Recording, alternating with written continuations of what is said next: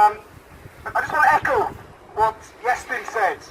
There's far much more which unites all of us than what divides us. And we must remember that. Mae'n hwnt yn bwysig iawn. Dwi'n falch iawn i fod yma heddiw gyda chi i gofio Llywelyn.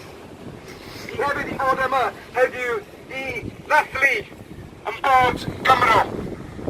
Ces i fy ngheni a ces i fy magu yn Nghaerdydd, ein prif dinas Cymru. Ond do'n i ddim yn gallu siarad dim gair o Gymraeg tan 32 oed.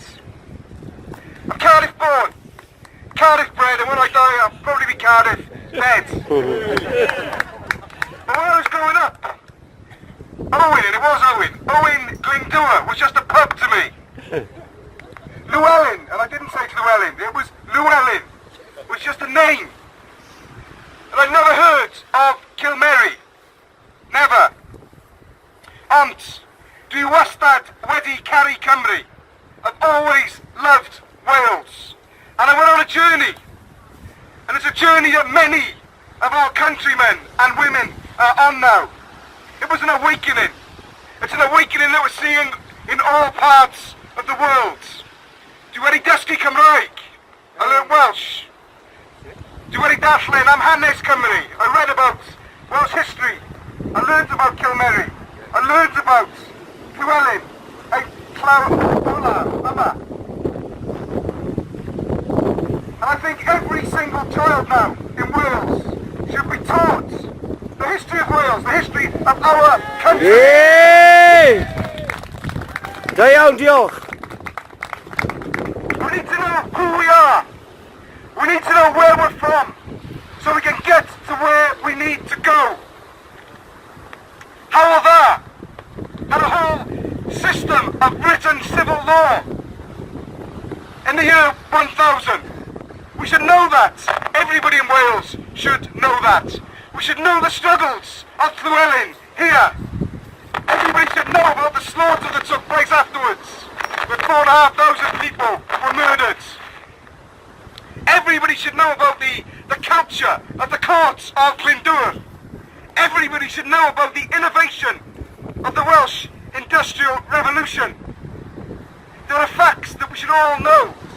A very simple one is that in Cardiff docks at the turn of the 20th century, where a part of my family is from, it was commonplace to hear the Welsh language. Something is happening now. Mae rhywbeth yn digwydd. I've just been to a Yes Cymru annual general meeting, and there was a great sense of purpose and of unity. It's the norm now in Wales for politicians to discuss independence and sovereignty. I held the first ever debate on sovereignty in our Senedd. Who doesn't want to stand on their own 2 feet? Nobody. Who here gives their salary to their neighbour, for their neighbour to give you back a bit of pocket money? Ah! Who here allows our neighbour to speak for them? Yeah. Who here allows our neighbour, our next door neighbour, to tell us what we can and cannot do? So why do we allow it as a nation? Achavi, Dewch. We live in the digital age. We've seen an information revolution.